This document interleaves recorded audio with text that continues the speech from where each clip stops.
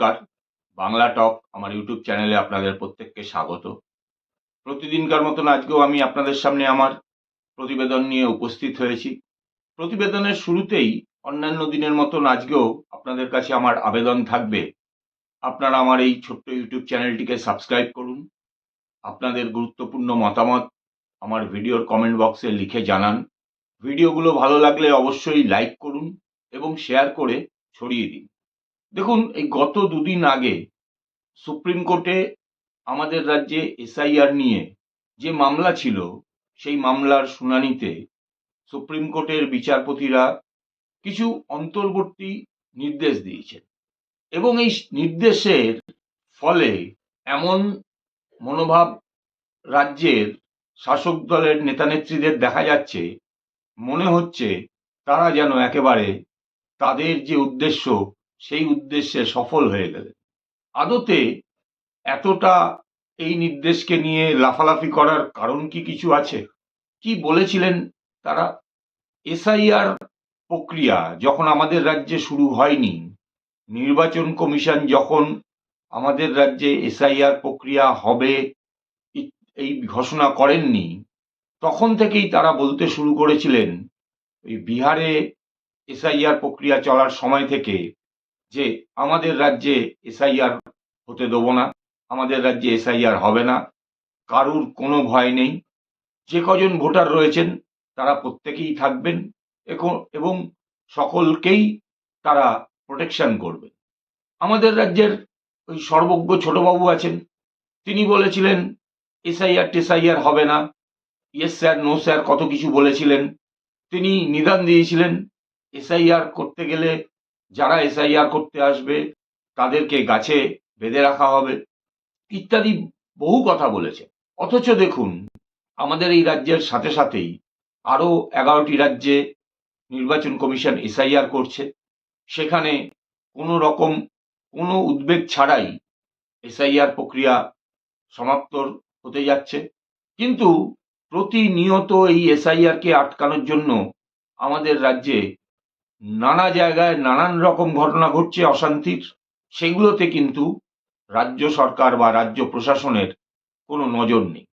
এখন এই যে তারা লাফালাফি করছেন, তারা তো এসআইআরটা চাননি, কিন্তু সুপ্রিম কোর্ট যে নির্দেশটা দিয়েছেন সেই নির্দেশে কি একবারে কথা বলেছেন যে এসআইআর বন্ধ করতে হবে, এসআইআর স্থগিত?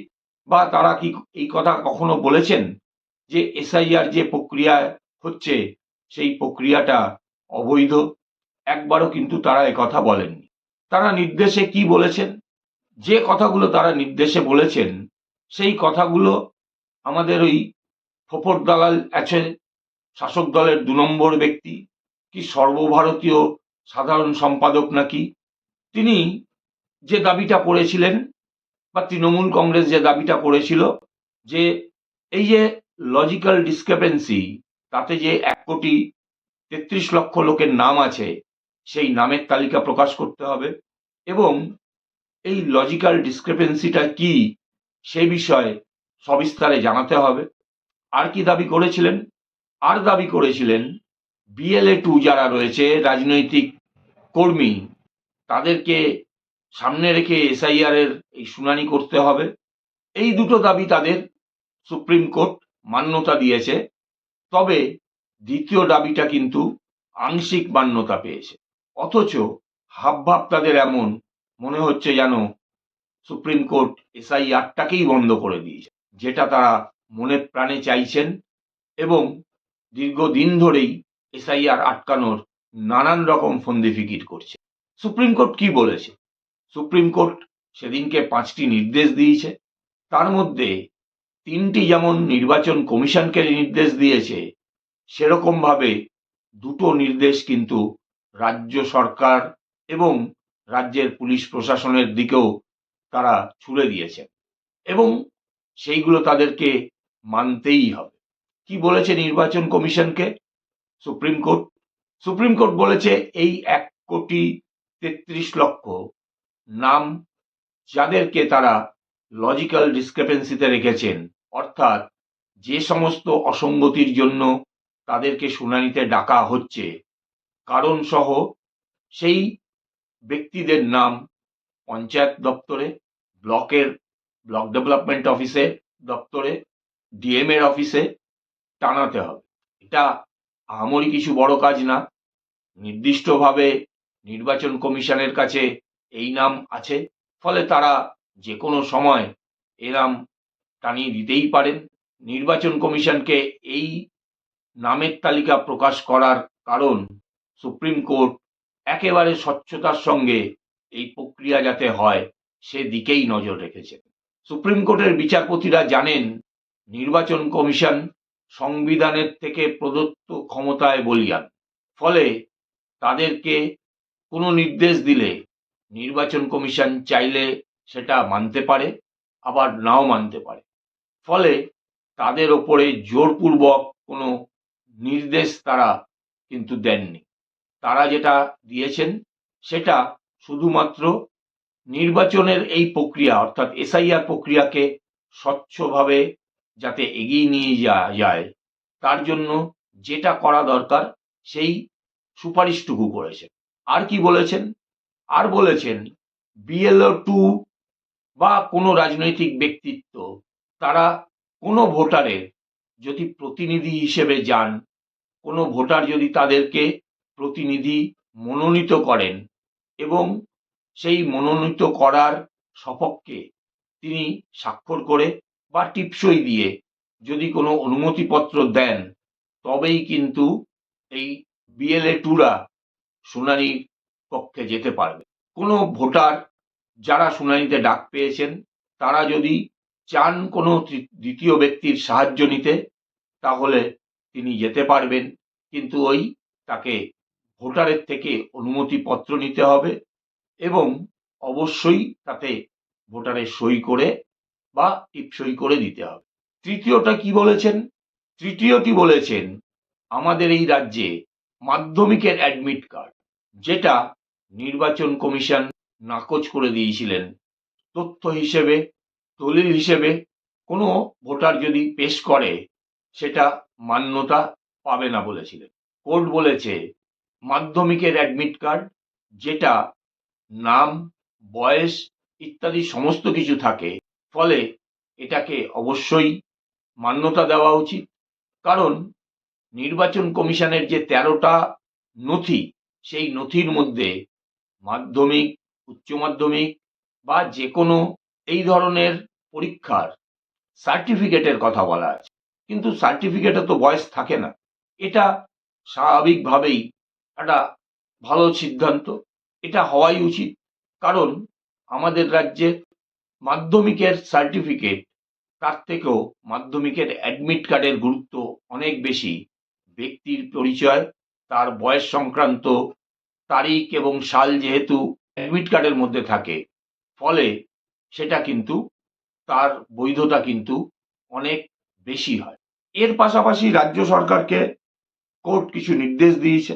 রাজ্য সরকারকে পর্যাপ্ত পরিমাণ কর্মী এবং প্রশাসনিক সহায়তা প্রদান করতে হবে, যাতে এই নির্বাচন কমিশনের কর্মীরা এবং রাজ্যের লোকেরা মিলে অতি দ্রুত এই কাজটাকে সম্পন্ন করতে পারে।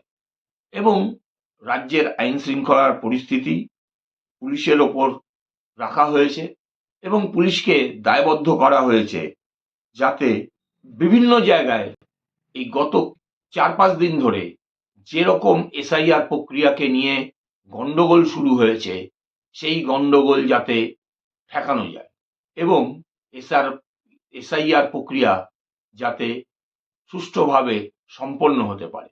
এবং রাজ্যের ডিজিপিকে পরিষ্কার করে বলা হয়েছে রাজ্যের এসআইআর চলাকালীন আইন শৃঙ্খলার তদারকি করার দায়িত্ব তার।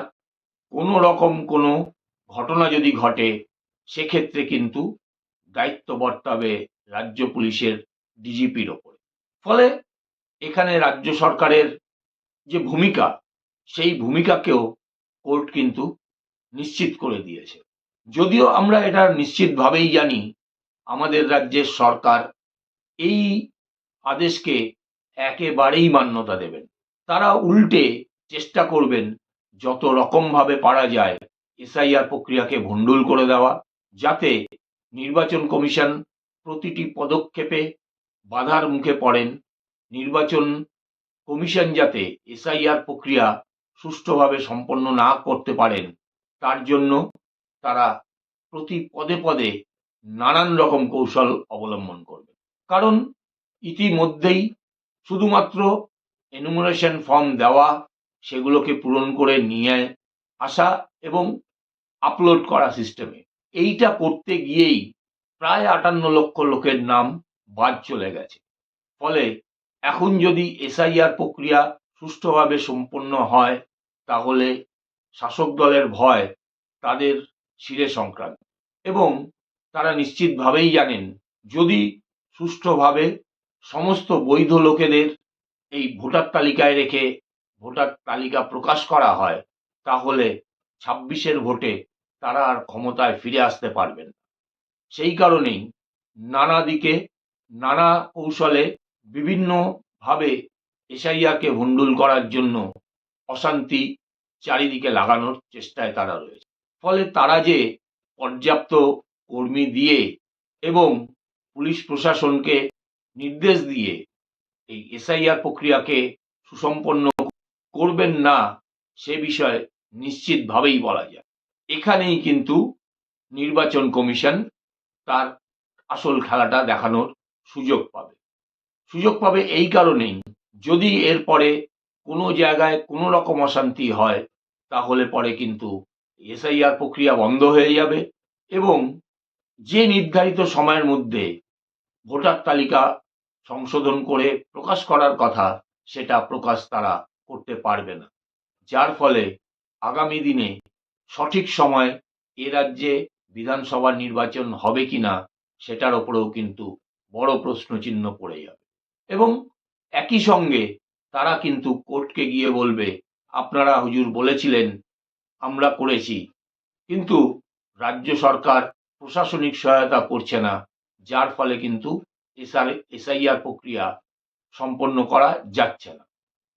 ফলে নির্ধারিত সময়ে যদি ভোট না হয়, রাষ্ট্রপতি শাসন জারি হলে তারপরে আইন শৃঙ্খলা রাজ্যপালের হাতে যখন যাবে, তখন তারা আবার নতুন করে এসআইআর পদ্ধতি শেষ করা এবং তারপরে নির্বাচনে যাওয়ার প্রক্রিয়া শুরু করবে। আমার যেটুকুনি মনে হলো এই রায়কে দেখে এবং বিভিন্ন যে কর্মকাণ্ড নির্বাচন কমিশনের পক্ষ থেকে জারি রয়েছে, তাতে মনে হচ্ছে আদতে নির্বাচন কমিশন হয়তো চাইছে কোনো রকম গন্ডগোল হলে এসআইআর প্রক্রিয়াকে আটকে দিয়ে বন্ধ করে একেবারে নির্বাচনটাকে দেরি করিয়ে রাষ্ট্রপতি শাসন জারি করে তারপরেই তারা করতে চায়। দেখা যাক আগামী দিনে নির্বাচন কমিশন কিভাবে তার পদক্ষেপগুলো ঠিক করে। আজ এখানেই শেষ করছি। নমস্কার, ধন্যবাদ।